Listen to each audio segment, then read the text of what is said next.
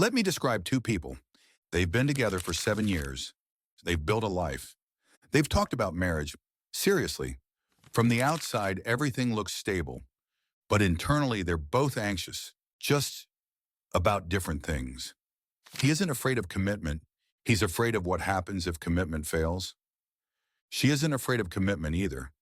She's afraid of what happens if commitment fades, and neither of them is wrong. But this difference, this gap, is quietly breaking modern relationships. Most conversations about relationships today are loud, emotional, and partisan. Men are accused of being avoidant and unwilling to commit. Women are accused of being unrealistic. Marriage is framed as either a trap or a fairy tale, but almost nobody slows down enough to ask a more useful question. What are men and women actually afraid of? And why? Because when you understand that, a lot of modern relationship tension suddenly makes sense. Let's start with men. Most men who hesitate around marriage are not afraid of love. They're not afraid of responsibility, and they're not afraid of commitment itself. They're afraid of irreversible loss, loss of financial stability, loss of access to their children, loss of years of effort, identity, and resources, with very little control over the outcome. In many Western legal systems, divorce is not experienced by men as a mutual ending. It's experienced as an asymmetric risk, a risk where the cost of failure is extremely high, and where the rules feel unclear, emotionally charged, and out of their hands. So when men say, "I'm not against marriage, I'm just being careful," what they often mean is, "I can handle responsibility. I can't handle losing everything I built." That fear isn't immaturity, it's risk calculation. Now let's talk about women.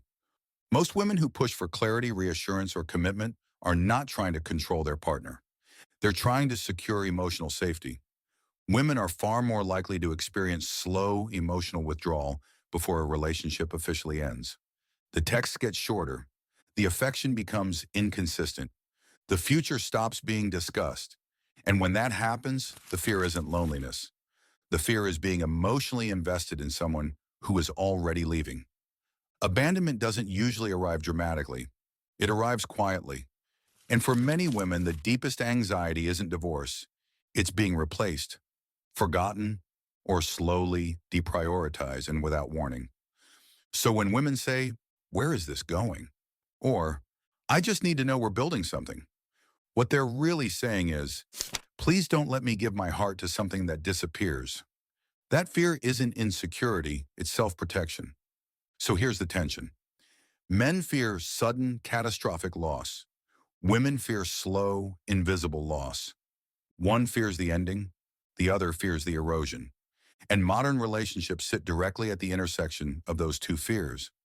Let's make this relatable. Meet Daniel and Sarah. Daniel wants to take things slowly. He believes love should be proven over time. He avoids rushing into legal or financial entanglements.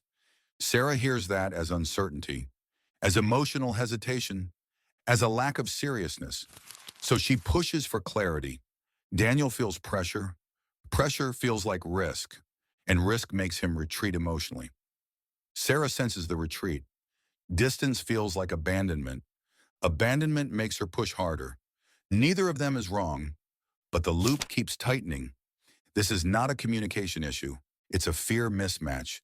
Most relationships don't end with betrayal or explosive conflict.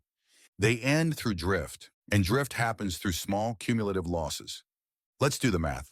First, time loss, less intentional time together, more screens, more exhaustion, more "we'll talk later." Then attention loss. Conversations become logistical. Updates replace curiosity. Listening turns into waiting for your turn to speak. Then stress accumulation, work pressure, financial anxiety, and unspoken resentment. Each one seems manageable on its own, but combined, they quietly drain the relationship. Nobody leaves, nobody cheats, nobody explodes. They just disconnect. By the time the breakup happens, both people feel blindsided, even though the signs were everywhere. This dynamic is amplified by modern conditions. Economic instability increases male risk sensitivity. Social media increases female comparison anxiety. Dating culture offers infinite alternatives but very little security. And the message both sides receive is flawed. Men are told commitment is dangerous. Women are told uncertainty is unacceptable. So men delay, women escalate, and both end up feeling misunderstood. Here's the shift most couples never make. Men need emotional safety. Women need structural clarity. Not control, not guarantees, just alignment. Men need to know commitment won't destroy them if it fails. Women need to know commitment won't dissolve quietly while they're still invested. When those needs are named, not assumed, everything changes. Here's a simple framework that prevents most relationship erosion. Once a week, 10 minutes, no phones, one question each.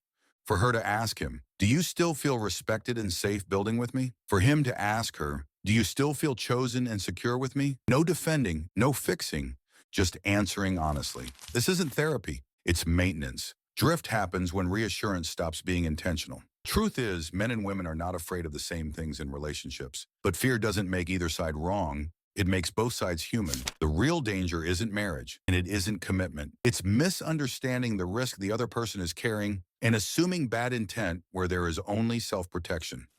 If we stop framing relationships as battles and start seeing them as shared risk management, we don't just keep love alive, we make it resilient. If this helped you see relationships more clearly, subscribe for more calm, honest conversations about how life actually works, because clarity changes everything. See you in the next video.